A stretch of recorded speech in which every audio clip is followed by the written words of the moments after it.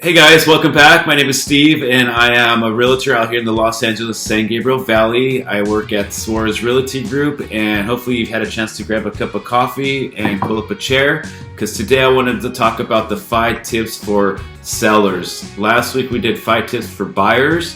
So I was like, you know what, let's talk about selling because selling is just a big part of real estate as well too, right? So maybe this is your first time selling, maybe it's your 10th time selling. Who knows, but whatever the case is, selling is a very emotional part of real estate, just as it would be for buying and stuff. So the first thing is why. Why are you selling? If you could figure out your why, and everybody's got a why. So maybe it's time to grow the family. Maybe you're having and expecting more children and stuff like that. Maybe your in-laws are going to come and live with you. There could be so many reasons as to why you need to upgrade a home. It's the same reason as to why you need to downgrade a home. Maybe you're becoming empty nesters. Maybe your kids are all growing up and they've gone away. There's just so many different reasons. And like I said, it's a very emotional part of real estate and as homeowners because sometimes we've been there 5 years, maybe we've been there 20 years. You know, and it's very emotional. And I've seen it. You know, I've helped out clients where they've been there for 20 years and their kids are gone and it's just them and the husband and the wife or the partners and stuff, and now it's time to move on and they need to move out of state and stuff like that, and it's hard for them to let go. So it's a very emotional part, which leads me to the second tip is finding a realtor. I personally always recommend in anything that we do in life is to always talk to at least 2 to 3 different realtors or investment bankers or whatever you're doing in your life, to at least speak to 3 different people, right? So not only are you trying to find what they can do for you, but also emotionally, can they be there for you as well too? Because like I said, real estate is very emotional. So I think finding someone that you mesh with, someone that you feel comfortable with, someone that's going to be there for you and teach you and hold your hand and help you is a big part of this, right? So finding someone that you're comfortable with, but also at the same time, there's buyer's agents and there's listing agents. And as agents, we could do both, but sometimes a lot of us just kind of concentrate on a certain niche, right? So maybe you're going to want to find just someone who does listings. You know, that person's going to be, regardless of who you find, you should have them, they should be knowledgeable in the area that you're listing your home in, right? So this is going to help them list the house properly, because if you overlist it, you overprice it, then obviously you're not going to get as many viewings.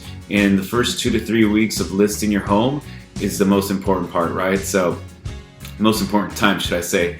And if you have it too low, well, we don't want to go too low, but if you have it right there, right at that spot where you're going to get a lot of interest, because the longer a home sits on the market, it kind of tends to like have that perception as to what's wrong with it, right? So, but just depending on the market itself too, depending on the area, sometimes houses are going to stay on the market for maybe 30 days, 90 days, sometimes a little bit longer. So it's really important to talk to an agent, work with an agent who knows the area, feel comfortable with the agent that you're working with, and go from there, right? So that's going to lead us to our third tip. I was going to say third step.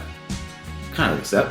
Third tip is going to be, when's the best time to sell? So right now I'm recording today. It's the end of November of 2022. So we're in the holidays.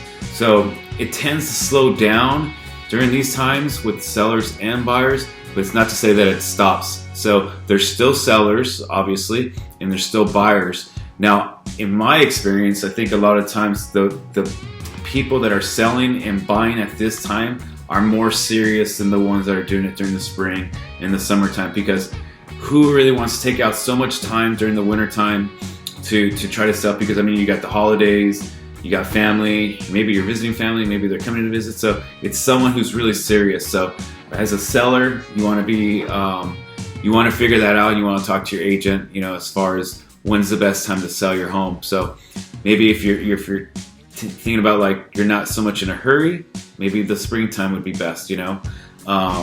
But again, like it just depends, and that's something you want to talk to your agent with, right? So that's going to lead me to the fourth tip, and that's decluttering and repairing, right? So I've worked with some clients where they've just had so much stuff in their house.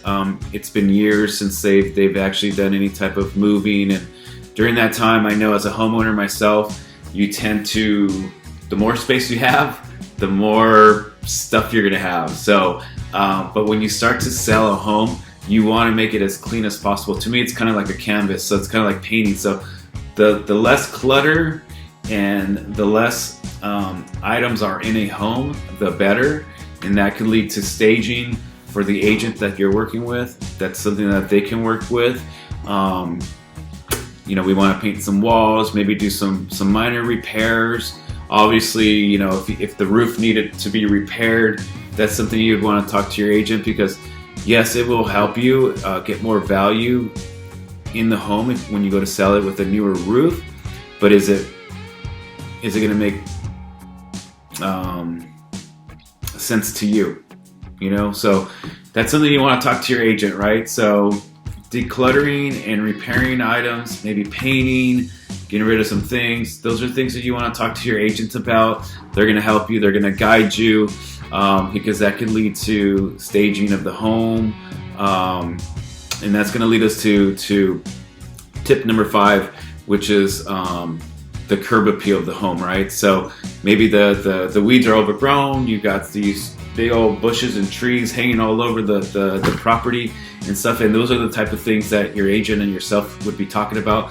Maybe we want to get somebody in there to kind of mow the lawn, to maybe start watering a little bit, maybe add some plants, some color. All these little things make it more curb appeal to a buyer. So as a seller, we want to get ready for buyers. We want to make it more inviting for buyers, right? So especially when the market starts to slow down like we are now, you're going to get a lot of homes in the same area that are priced for the same dollar amount. But as a buyer, you're going to go probably towards the home that looks more well-maintained. It's ready to be maybe turnkey.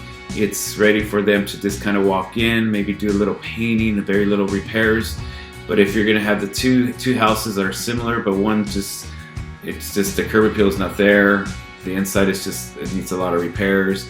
Those are the type of things that are going to deter a buyer from your home to the next home. So those are my 5 tips. You know, again, I think one of the best things is like just get with an agent, speak to someone that's looking to help you out, someone who understands, someone who's been doing this for a while, somebody who maybe works on a team or has a business partner.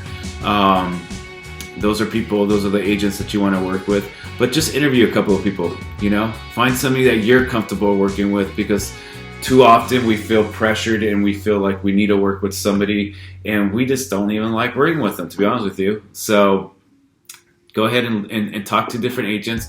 If you guys need any help or any suggestions, you know, I have plenty of agent friends in this area, or maybe you're thinking about moving to a different area, reach out to me. You can find my number in my description and stuff.